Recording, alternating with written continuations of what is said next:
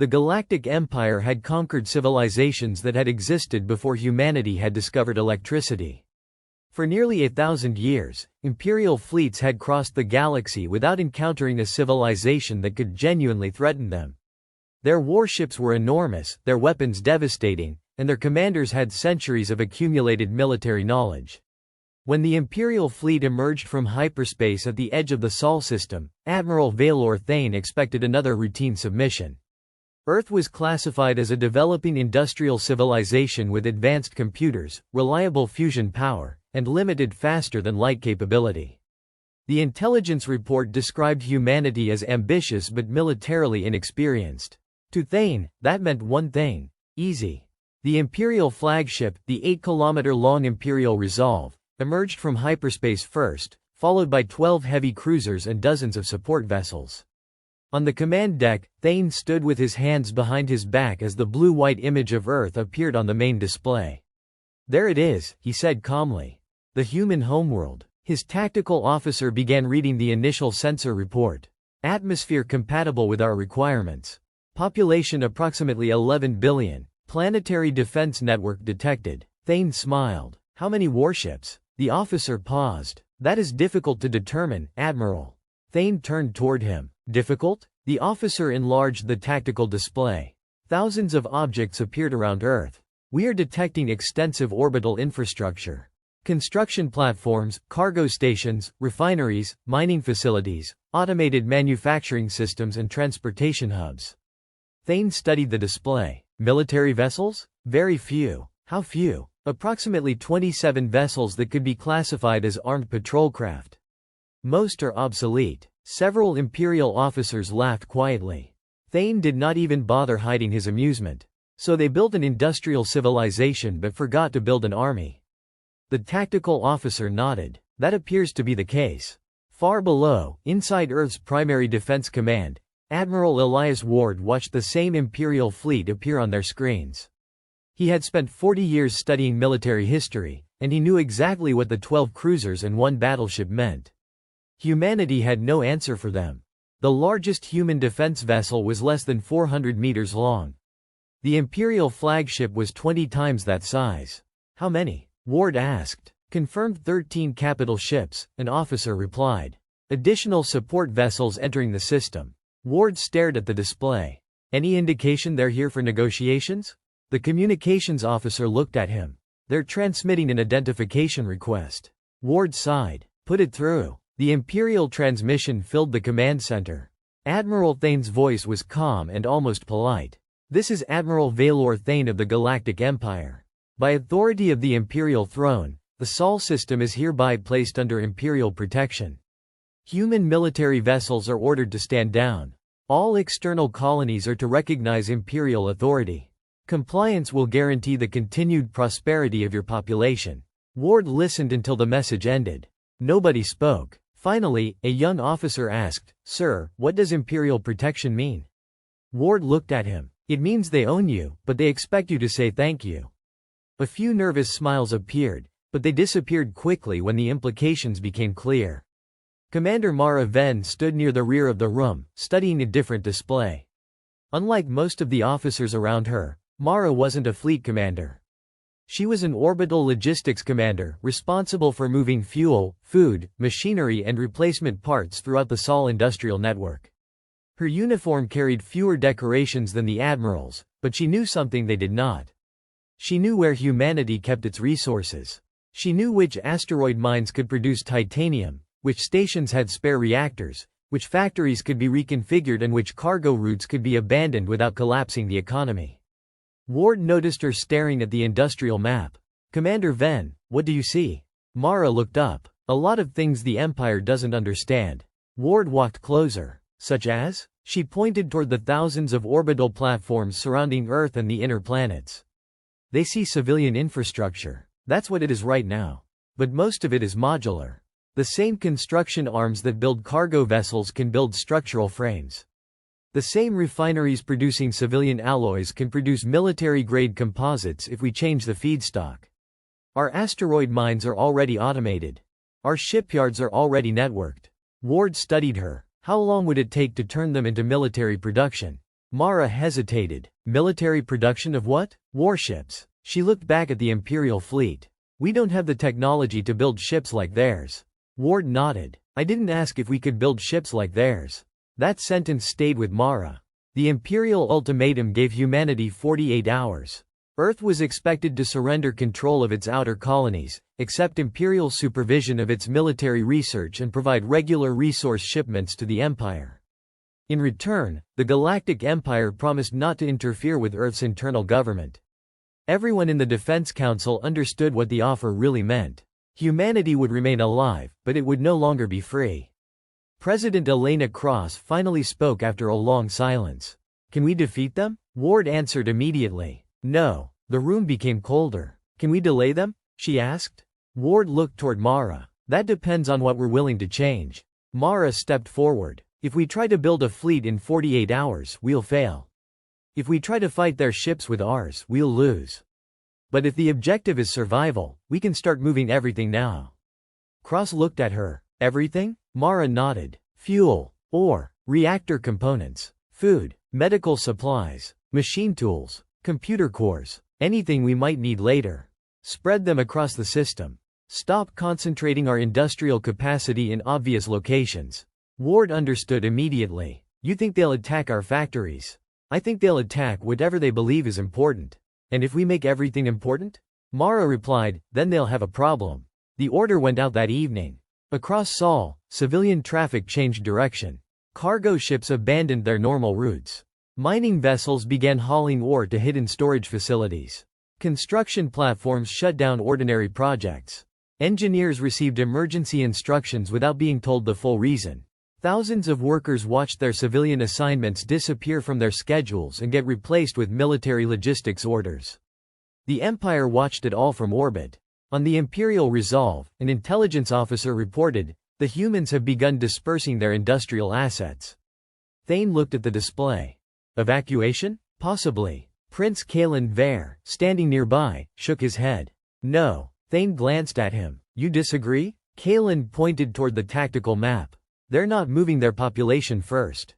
They're moving machinery, fuel and raw materials. Thane's expression hardened slightly. Why? Kalen studied Earth for several seconds. I don't know. Thane smiled. Then don't invent reasons to worry yourself. Kalen remained silent. Below them, Earth continued turning peacefully beneath the clouds. The Empire believed it had arrived to conquer a weak civilization. Humanity knew it was facing an enemy it could not defeat yet. But while the Imperial fleet prepared its weapons, thousands of human factories were quietly changing what they were built to do. And somewhere inside Earth's orbital command, Mara Ven looked at the growing list of resources being moved across the system and realized that humanity had just crossed an invisible line. They were no longer preparing for the possibility of war. They were preparing for the certainty of it. The first Imperial attack came 11 days after the ultimatum. It was not an invasion, because Admiral Valor Thane did not believe humanity deserved one. Instead, he wanted to demonstrate the difference between Imperial power and human resistance. The target was Epsilon Eridani III, a human colony nearly 10 light-years from Sol. The colony had no major military facilities and a population of fewer than 200,000 people. 3 Imperial cruisers entered the system and transmitted a simple order. Human authorities of Epsilon Eridani III, you have 60 minutes to surrender control of this system. Any military resistance will be considered an act of aggression against the Galactic Empire. The colony's governor, Daniel Reeve, listened to the message from inside a small underground command center. Around him, civilian officials stared at the screen. What do we have? He asked. The defense officer swallowed. 6 patrol ships, Governor. All armed, but none designed for fleet combat. Reeve looked toward the communications officer. And if we surrender? The Empire takes the colony. Reeve closed his eyes for a moment. Then send them our answer.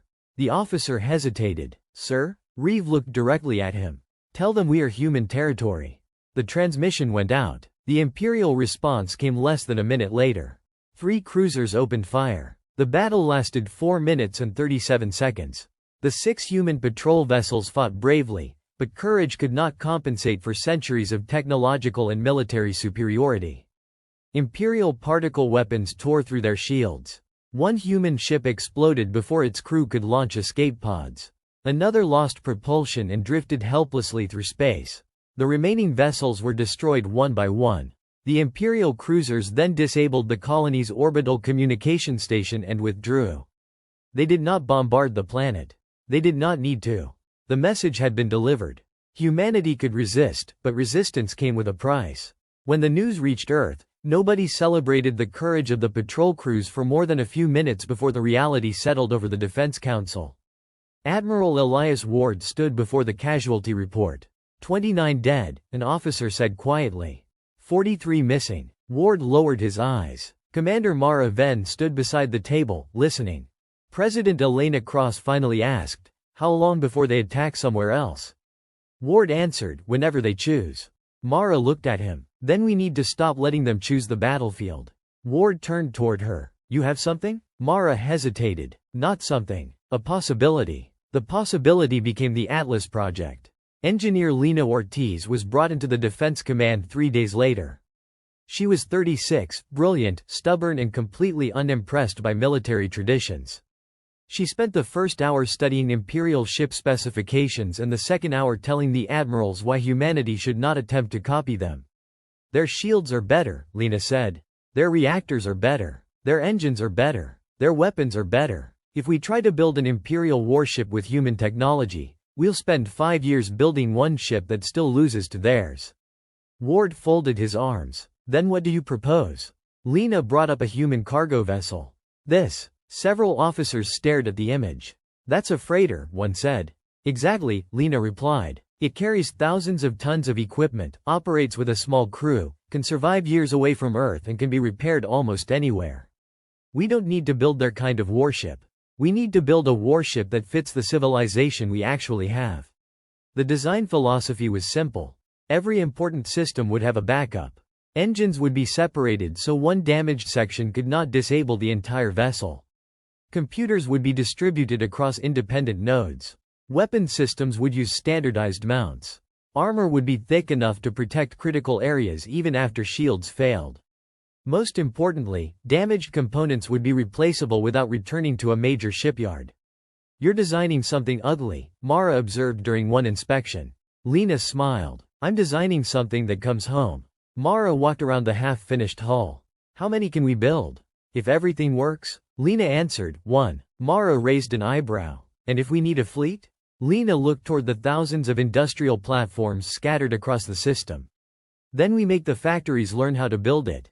The first prototype took 8 months.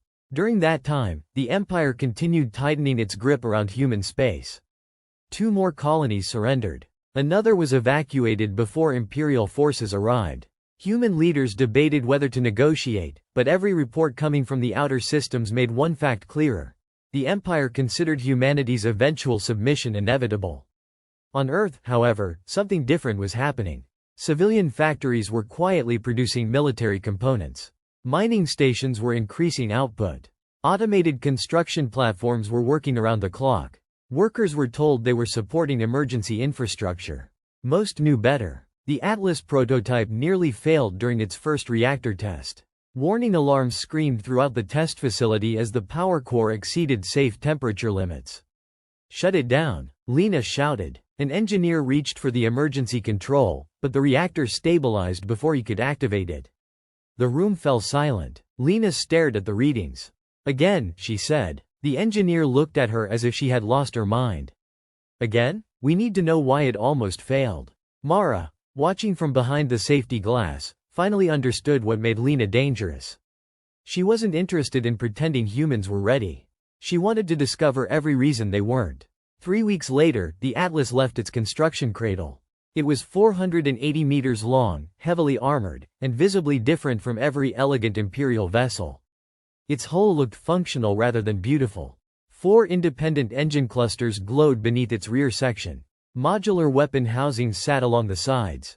Its name was painted across the forward hull in plain white letters, HSS Atlas.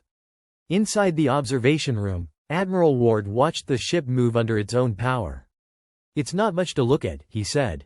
Lena smiled. "Neither is a hammer." Mara looked at the Atlas. "Can it fight?" Lena answered honestly. "Not like an Imperial cruiser." Ward frowned. Then why are we building it? Lena looked at the ship for several seconds. Because the next one will be better. Far beyond the orbit of Mars, an Imperial reconnaissance vessel detected the new warship. Its sensors scanned the atlas and transmitted the information to Admiral Thane. Human military vessel detected, the officer reported. Thane looked at the image.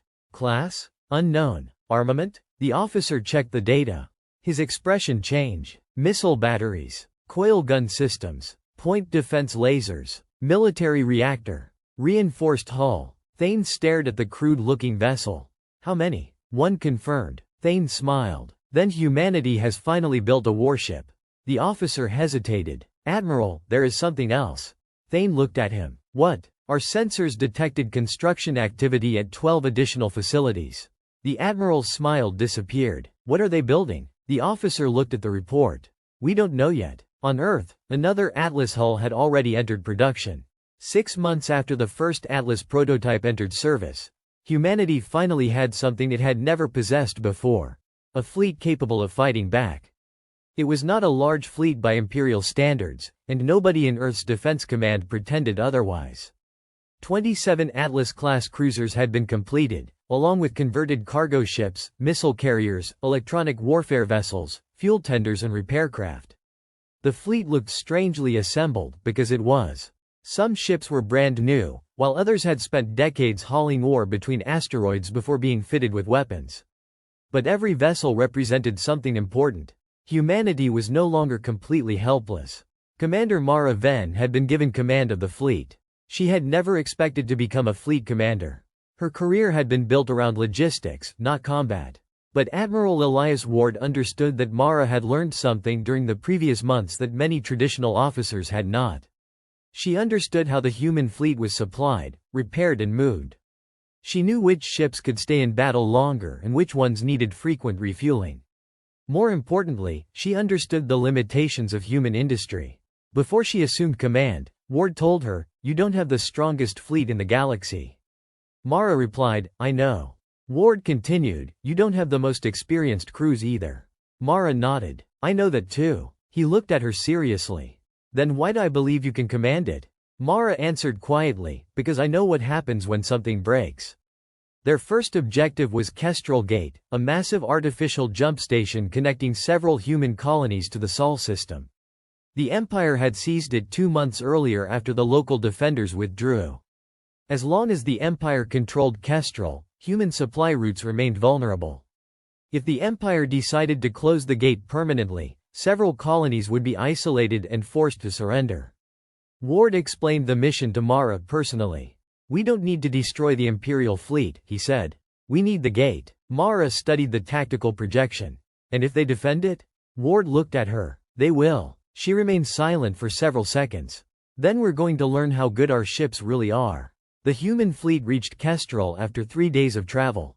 Mara stood on the bridge of the Atlas flagship while the tactical display slowly filled with Imperial contacts. Her operations officer stared at the numbers. 63 Imperial vessels. Mara looked at the display. How many capital ships? 9 cruisers, 2 heavy battle cruisers and 1 carrier. Someone behind her whispered, "We should withdraw." Mara heard him. "If we withdraw, what happens to the colonies behind us?" Nobody answered. She looked toward the tactical officer. "Begin formation." The fleet moved forward. The Imperial commander was Admiral Thane himself. He had deliberately taken command of the Kestrel defense after receiving intelligence that humanity had developed a new class of warship. When the human fleet appeared, Thane watched the Atlas cruisers spread across the gate. "They're actually coming," he said. His tactical officer smiled. "Perhaps they believe their new ships are enough." Thane shook his head. "Don't underestimate them. Destroying an inexperienced enemy can be easy. Understanding an adaptable enemy is harder." Then he gave the order. "Open fire." The first Imperial volley crossed the darkness at extraordinary speed. Human shields activated across the fleet. Blue-white energy erupted as dozens of impacts struck the Atlas cruisers. Mara felt the deck vibrate beneath her feet. "Damage report," she shouted. "Forward shields at 70%. Atlas 7 has lost communications." Another officer called out, "Enemy fighters approaching." Mara watched the tactical display. Imperial fighters moved in precise formations, attacking weak points in the human line. Point defense, engage. Missile carriers, launch on my command. Her tactical officer turned. Which targets? Mara pointed toward the Imperial escorts. Not the cruisers. They're support vessels. The missiles launched in waves. Thousands of kilometers away, Imperial defense systems activated. Most of the missiles were destroyed, but several slipped through. One struck an Imperial fuel tender. Another destroyed a communications ship. A third damaged a fighter carrier. Mara watched the results. The human fleet had scored its first meaningful strikes. Then the Imperial response arrived. A heavy cruiser fired a concentrated energy beam directly into Atlas 12. The ship's forward shield collapsed instantly. The beam cut through the armor beneath it, destroying half the command section. Atlas 12 disappeared from the tactical display. Ship lost, someone whispered. Mara clenched her jaw. Keep the formation moving. Another Atlas was hit. Then another. The Imperial fleet had years of combat experience, and it showed. Their formations changed faster than the humans could respond. Their ships protected damaged vessels while concentrating fire on isolated human cruisers. The Atlas design kept individual ships alive longer than expected, but the humans were still learning how to fight together. Commander, her operations officer said, we're losing the left flank. Mara looked at the display. 12 human vessels were being forced away from the gate. If the flank collapsed completely, the Imperial fleet would surround them. Tell them to fall back toward the repair tenders. The officer hesitated. That will expose the center. Mara knew. Do it. The human ships retreated, damaged vessels moving behind the repair fleet while fresh ships filled the gap. For several minutes, it worked. Then the Imperial carrier launched another fighter wave. The battle continued for nearly 9 hours. Human crews fought with determination, but determination could not erase years of Imperial experience. By the time Mara ordered the fleet to withdraw, 11 Atlas cruisers had been destroyed or crippled beyond immediate repair. 23 other vessels had suffered serious damage. Kestrel Gate remained under Imperial control. The human fleet had lost the battle. On the bridge, nobody spoke as the surviving ships entered hyperspace. Mara stared at the tactical display, where the gate slowly disappeared behind them. Her operations officer finally said, we failed. Mara looked at the casualty report. Yes. Then why didn't you order a full retreat earlier? Mara was silent for a moment. Because I needed to know what happens when our ships meet theirs. She turned toward him. Now we know. When the fleet returned to Sol, Lena Ortiz was waiting at the repair facility. She walked beside Mara as damaged Atlas cruisers entered the enormous hangar. How bad? Lena asked. 11 lost. Lena stopped walking. Lost? Some can be rebuilt. How many? 7, maybe 8. Lena looked at the damaged ships. Instead of looking defeated, she looked thoughtful. Then we learned something. Mara gave her a tired stare. We lost 11 ships. Lena nodded. And the Empire lost 6 cruisers, 14 support vessels and part of its fighter wing. Mara looked at her. We still lost. Yes, Lena said, but now we know how they fight. Mara looked toward the shipyard beyond the hangar. Hundreds of workers were already surrounding the damaged Atlas cruisers. Replacement engines were being moved into position. New armor plates were arriving. Automated cranes were dismantling ruined sections. The battle had exposed every weakness in the human fleet, and humanity had just received its first real lesson in war. That night, Admiral Thane received his own report aboard the Imperial Resolve. Human fleet defeated, his intelligence officer announced. 11 Atlas vessels destroyed. Thane leaned back. Casualties? Human losses are significant. Good. The officer hesitated. There is one concern. Thane looked up. What concern? The officer placed another report on the table. The humans recovered 7 of their damaged warships. Thane frowned. So? The officer swallowed. They've already begun repairing them. Thane stared at the report for several seconds before replying. Then destroy them before they can build more. He did not know it yet, but that order would become increasingly difficult to obey. The defeat at Kestrel Gate changed humanity more than the battle itself suggested.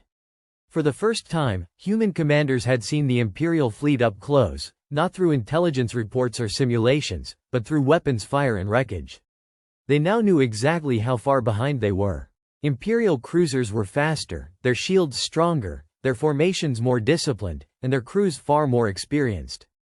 But the battle had also revealed something the Empire had not expected.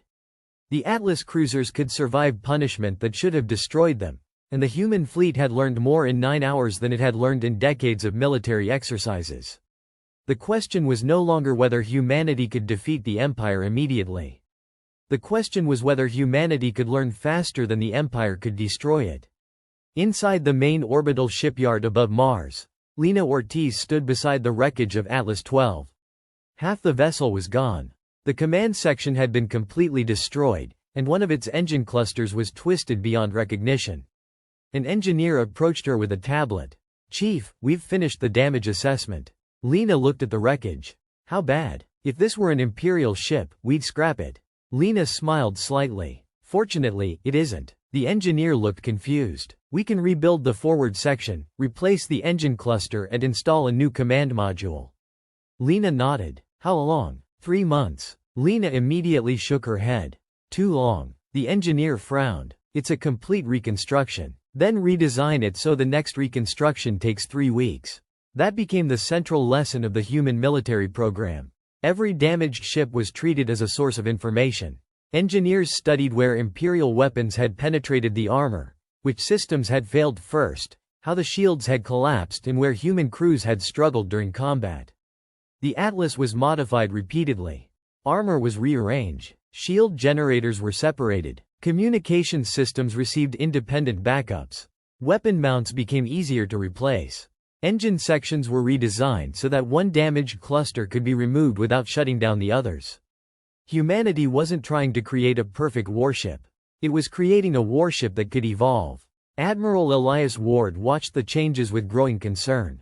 "We're spending enormous resources rebuilding ships that already proved inferior." Lena looked at him. "Inferior doesn't mean useless." Ward folded his arms. "The Empire can destroy them." "Yes. Then why keep building them?" Lena pointed toward the shipyard. "Because they can destroy 10 today, but we can build 15 tomorrow." Ward's expression hardened. "You are assuming our production capacity will keep increasing." "I'm not assuming it," Lena replied. "I'm measuring it." The measurements shocked even the Human Defense Council. Before the war, most orbital factories had operated below full capacity because civilian demand did not justify constant production. Now military contracts consumed everything they could produce. Mining colonies increased output. Refineries worked continuously. Automated factories began manufacturing identical reactor components by the thousands. The old civilian shipyards were converted into military assembly lines. Even cargo vessels were redesigned to carry standardized military modules. Humanity was discovering that its greatest advantage had never been its weapons. It was the sheer scale and flexibility of its industrial network. The Empire responded by attacking that network. The first strike hit an asteroid shipyard near Ceres. 43 human workers died when Imperial missiles destroyed the primary reactor facility. The second strike destroyed a weapons factory near Mars. The third destroyed a major fuel depot. Within 2 weeks, 6 important production facilities had been eliminated. On the Imperial Resolve, Admiral Thane studied the results with satisfaction. "Human ship production has fallen," his intelligence officer reported. "By how much?" 32%. Thane smiled. "Then continue attacking their factories." Prince Kalen Vare stood beside him, studying the same report. "Admiral, there's a problem." Thane looked at him. "What now?" Kalen enlarged the map. "You destroyed 6 facilities." "Correct. Their production has fallen by 32%. "You already said that." Kalen pointed toward another figure. "But their number of active shipyards has increased." Thane stared at the display. "Explain." Kalen brought up a second map. Hundreds of small installations appeared throughout human space. The humans have begun dispersing their manufacturing. "They're building more factories?" "Smaller ones." "How many?" Kalen paused. "We don't know." Thane's expression darkened. "Find out." But that was becoming increasingly difficult. The human industrial network no longer had a clear center. One station produced armor plates. Another produced reactor components. A third assembled engines. A fourth produced weapons. Those components were transported to different locations where ships were assembled. Destroying one station damaged production, but it did not stop it. Mara Ven saw the same transformation from the military side. She stood before a tactical map showing human logistics routes. "We're not building fleets anymore," she said.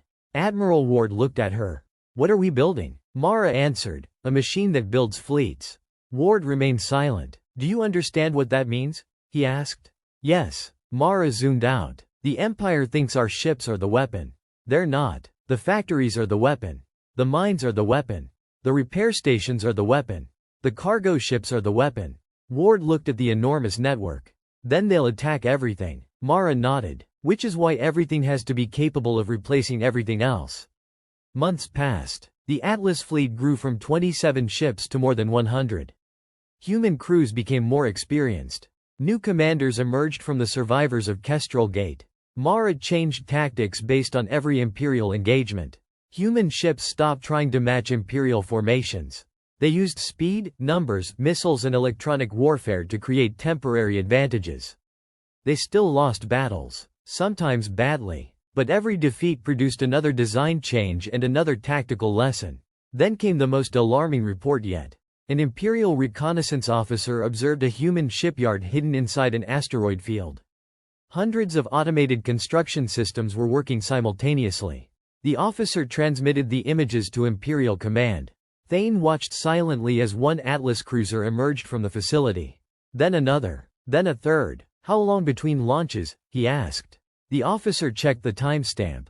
4 hours, Admiral. Thane stared at the screen. That cannot be correct. We verified it 3 times. Thane looked toward Kalen. How many ships can they produce at this rate? Kalen answered quietly, more than we can destroy. For the first time, Admiral Valor Thane did not respond immediately. The Empire had spent centuries measuring military power by the quality of individual warships. Humanity was forcing it to consider something different, industrial endurance. Thane finally turned toward the tactical display. Then we stop fighting their fleet. Kalen looked at him. What do we fight? Thane's eyes hardened. Their ability to build one. Across human space, alarms began sounding. Imperial fleets were changing course toward the industrial heart of humanity. Mara received the first warning aboard her flagship. She looked at the incoming reports and understood what was happening. The Empire had finally discovered the truth. Humanity's fleet was not the real target anymore. The factories were. Mara looked through the bridge viewport at dozens of newly completed Atlas cruisers waiting in formation. How many are operational? She asked. Her officer replied, 112. Mara nodded slowly. And how many are under construction? 46. She looked toward the distant shipyards. Then we'd better make sure they finish them. The Imperial decision came 3 weeks later. Admiral Valor Thane had finally accepted what his intelligence officers had been warning him about. Destroying individual human warships was no longer enough. Humanity replaced them too quickly. Destroying one shipyard only caused production to move somewhere else. Every battle that should have weakened the humans seemed to teach them something. The Empire had spent centuries perfecting warfare, yet this young civilization was learning at a frightening speed. The solution, they believed, was simple. Humanity's industrial network had to be destroyed before it became impossible to contain.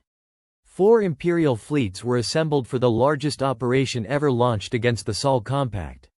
On Earth, Admiral Elias Ward received the intelligence report at 2:14. He read it twice before looking at Commander Mara Ven. How certain are we? He asked. Mara studied the projected Imperial movements. 4 fleets. At least 300 capital ships, probably more support vessels behind them.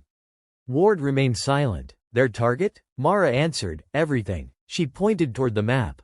Mars, Luna, the asteroid facilities, the outer shipyards, the fuel depots. They aren't coming for Earth first.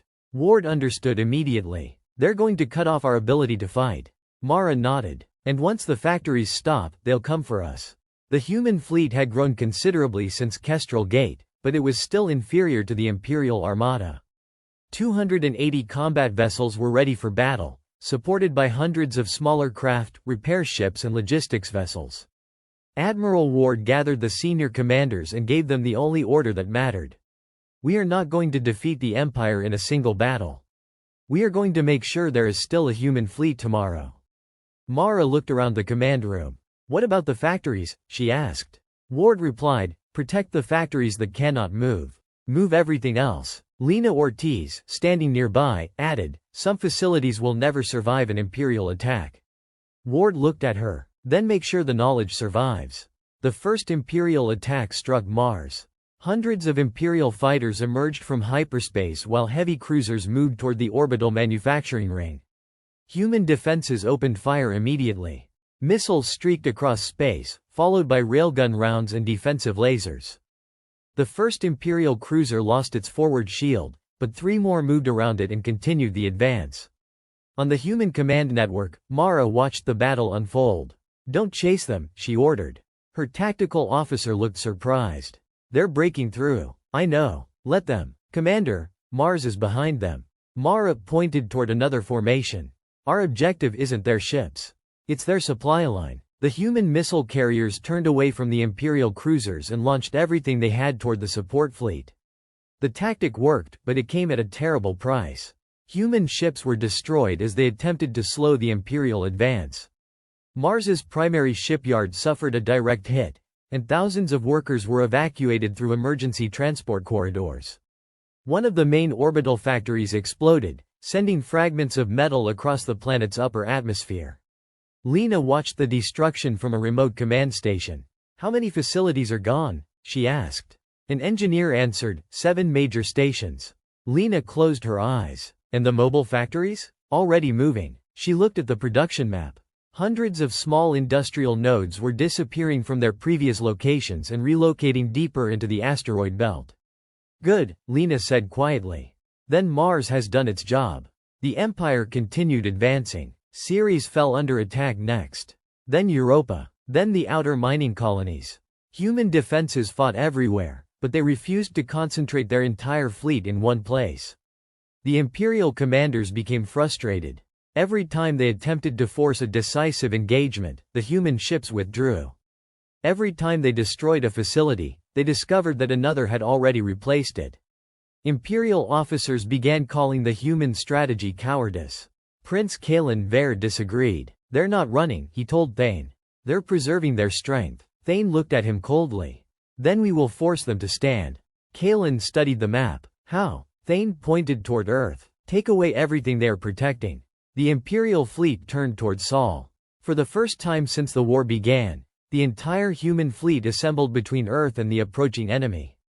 Mara stood on the bridge of the Atlas flagship, watching thousands of contacts appear on the tactical display.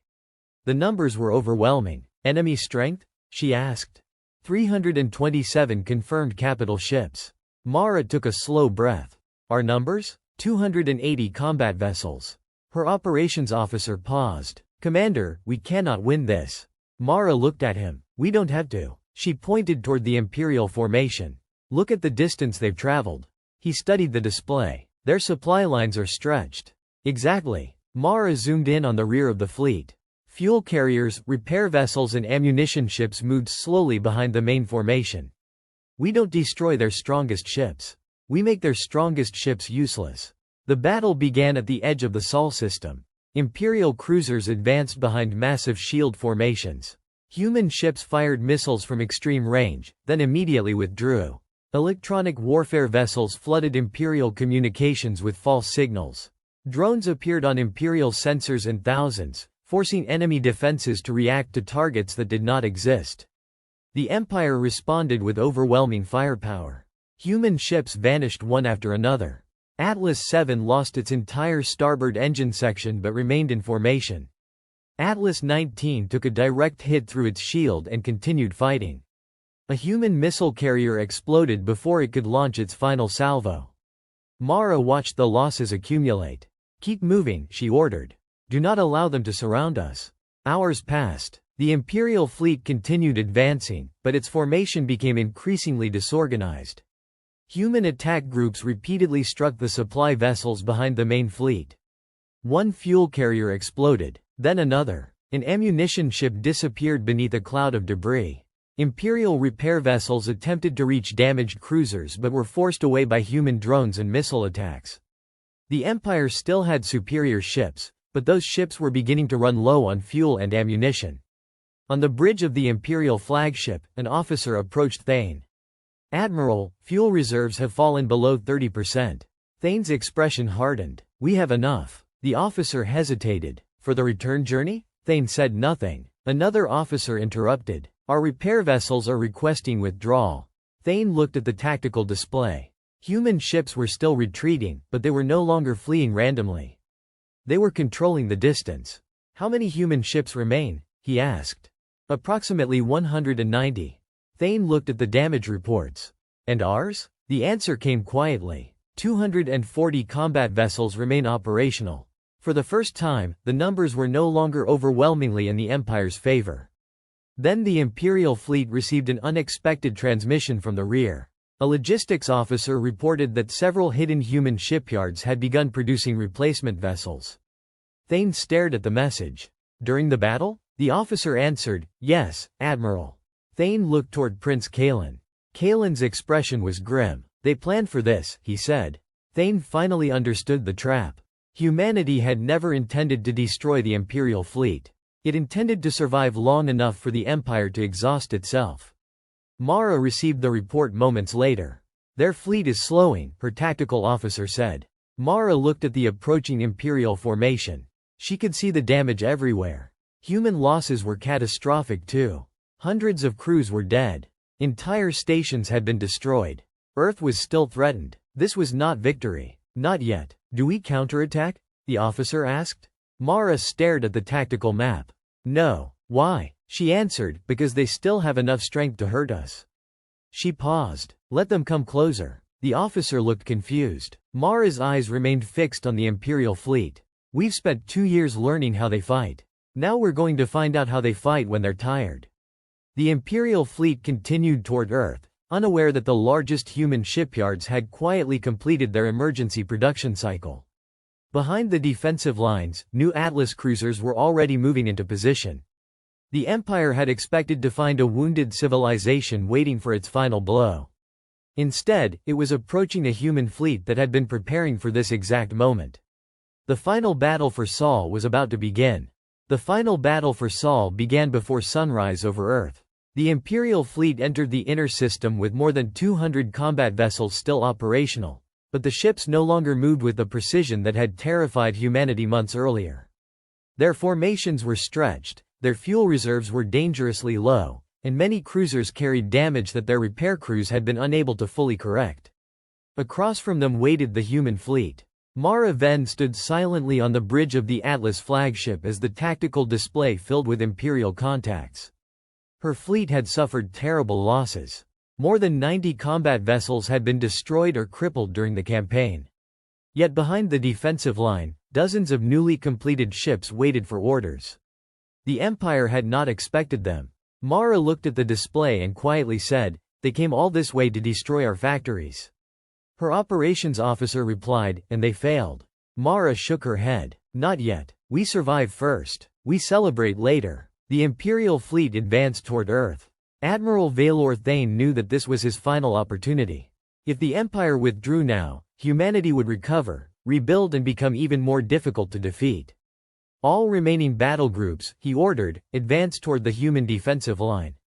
"Ignore damaged vessels. We are taking Earth." His officers obeyed, but Prince Kalen Vare remained beside him. "Admiral, our fuel reserves are too low."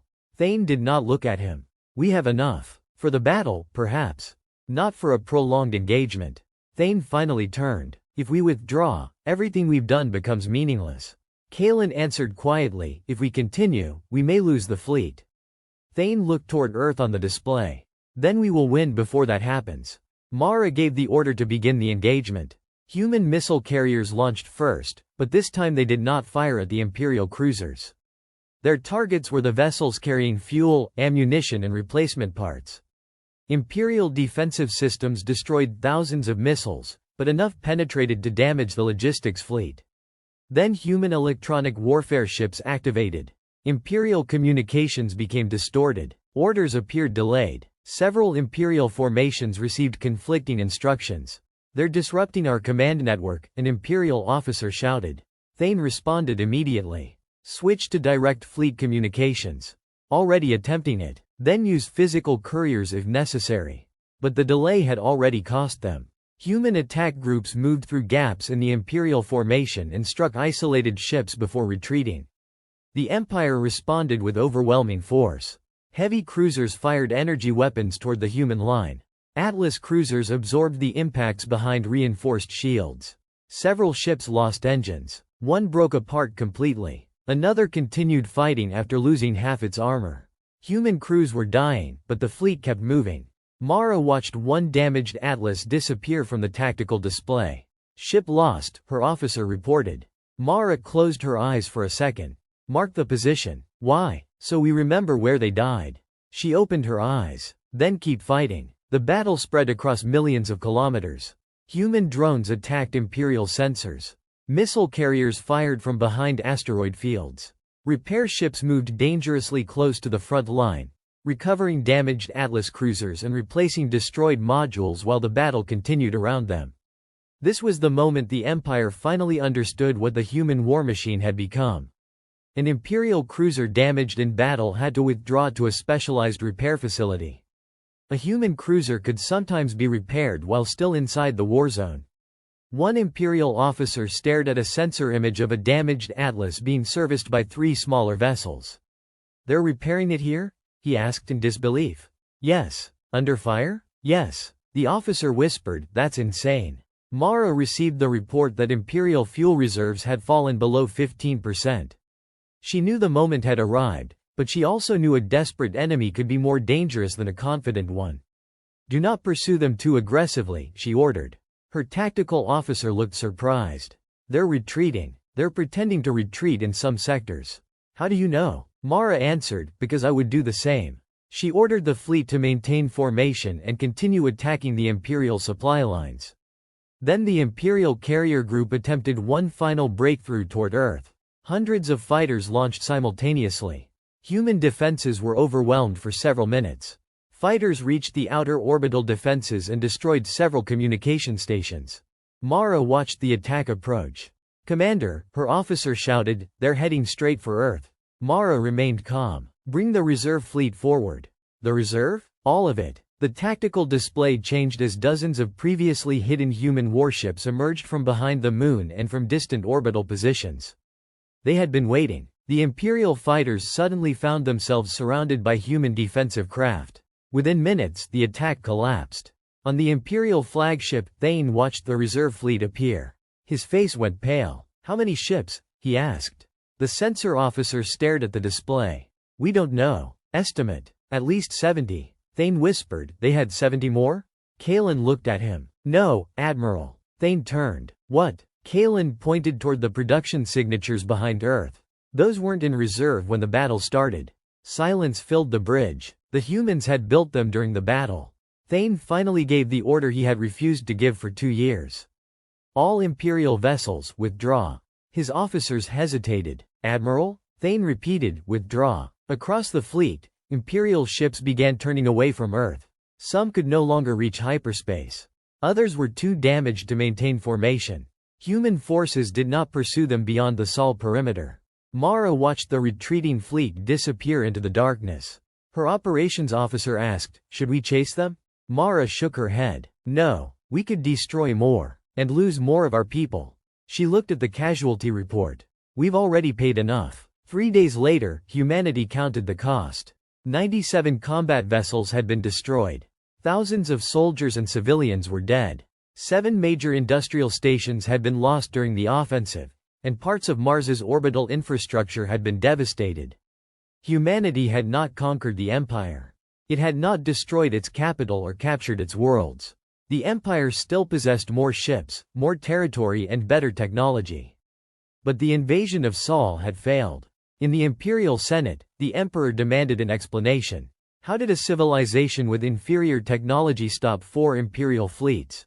Admiral Thane stood before the chamber, exhausted and visibly older. "They didn't stop us with superior technology." The Emperor frowned. "Then how?" Thane looked toward the enormous star map. "They stopped us by making every loss temporary." The chamber fell silent. "We destroyed their ships," Thane continued. "They rebuilt them. We destroyed factories. They dispersed production. We damaged their fleet. They repaired it. Every time we forced them to adapt, they adapted faster than we expected." Prince Kalen stepped forward. "Your Majesty, we have been asking the wrong question." The Emperor looked at him. "What question should we ask?" Kalen answered, "Not how many warships humanity has." He brought up a human shipyard. We must ask how many warships humanity can build after we destroy them. Far away in Sol, Mara stood beside Lena Ortiz inside a newly expanded shipyard. Beyond the observation glass, a massive new warship was taking shape. It was larger than the Atlas, faster and more heavily armed. Mara stared at it. How long? She asked. Lena smiled. 19 days. Mara looked surprised. The first Atlas took 8 months. We learned a lot. Mara watched several more construction frames rise behind it. How many are planned? Lena answered, 600. Mara looked across the endless shipyard. Then I suppose the Empire has a new problem. Lena smiled. No. The Empire has a new choice. What choice? Lena looked toward the stars. Learn to live beside humanity. For the first time in 1,000 years, the Galactic Empire had encountered a civilization it could not simply conquer. Humanity remained smaller, weaker and technologically behind. But the Empire had learned something it would never forget. The most dangerous civilization was not always the one with the strongest warships. Sometimes, it was the one that could lose 1,000 ships and calmly begin building 2,000 more. And as the first new human warship moved out of its construction cradle, thousands of lights appeared behind it. Humanity was no longer preparing for the next war. It was preparing for the future.